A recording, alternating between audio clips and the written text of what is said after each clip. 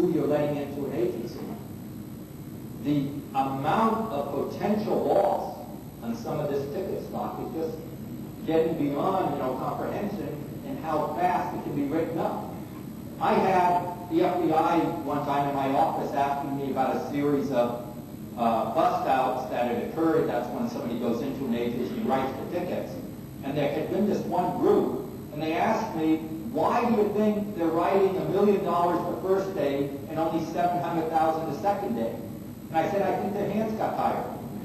And, FBI just doesn't have a sense of humor at times. But it is happening, and I want you to realize that these are the potentials. The other is somebody in your office is giving a deal to the house account. They're letting some of their friends do some charging. They're going to be leaving. You have those problems. At lunch today, we heard of another case where somebody had gotten in there, moved to another area. They moved to California. What else do you expect? Go out there into the den of iniquity, and of course they change. And they were calling in credit card cases that, of course, you know the scenario. Now we're going after the agencies. Keep in mind one thing. I won't dwell on the debit memo issues, but they keep coming up. You are not insurers. You are not bonding agents. You are travel agents. And unless I can see that you're doing something wrong, I have a hard time telling you to pay something. And a lot of these times when you're threatened, well, I'm going to come in and get the plate.